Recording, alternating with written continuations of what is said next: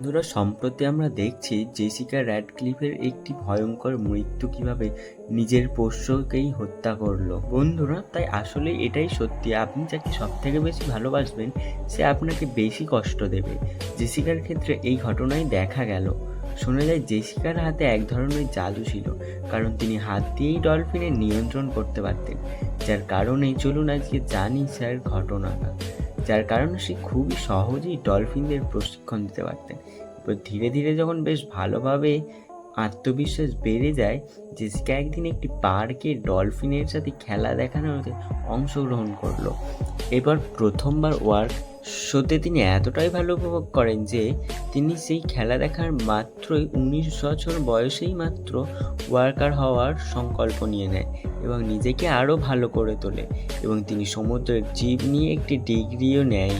এবং তারপর তার শুরু হয় কাজ। ও কোন হ্যাভেন এই শোর মাছটির প্রায় 22 ফিটের বেশি লম্বা এবং ওজনে প্রায় যা 55 কেজির বেশি, এবং এই মাছের যা শোতে দেখানো হতো হাজার হাজার মানুষের ভিড় করত।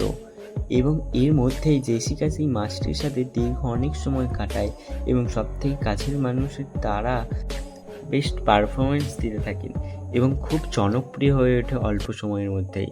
সময়ের সাথে সাথে জেসিকা ও মেলনের বন্ধুত্ব বেড়ে যায় অনেক। জেসিকা তাকে তার খুব প্রিয় বন্ধু ভাবে এখন, এবং জেসিকা শুধুই মাছটির সাথেই শো করতো। এরপর মেলোর শো শেষ করার সময় এসে থাকে, কেন কি মেলোর মাথায় কিছু অসুবিধা আসতে শুরু করেছিল এরপর, তো যার জন্য জেসিকার সাথে জলে নামে তার শেষ শোতে, এবং হাজার হাজার লোকের ভিড় হয় এই শো দেখার জন্য। এরপর হঠাৎ জেসিকার শরীর তার চোয়ালে ধরে চেপে ধরে মেলোর, কেন কি তারা নাকি বেশ ভালোই খেলা দেখাচ্ছিল এবং যা দর্শকেরা খুব সুন্দর উপভোগও করছিল। কিন্তু এরপর মেলো হঠাৎ করে তার চোয়ালে জেসিকার শরীর চেপে ধরে এবং তাকে খেতে থাকে। এই দৃশ্য সকলেই দেখি ক্যামেরাবন্দিও করেছিল। প্রথমে সবাই ভেবেছিল যে এটা হয়তো কোনো মজার খেলা দেখানো হচ্ছে, কেউ বিশ্বাস করতে পারেনি প্রথমে এইটাই আসল বলে। যখন বুঝতে পারলো সবাই, তখন অনেকটা দেরি হয়ে গিয়েছে।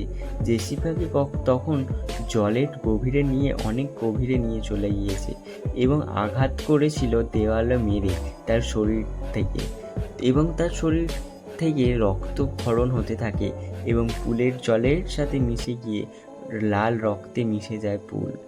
এরপর তাকে জল থেকে যখন তুলে হাসপাতালে নিয়ে যাওয়া সম্ভব হয়, তখন তাকে মৃত বলে ঘোষণা করা হয়। বন্ধুরা, কেমন লাগলো আজকের এই ভিডিও?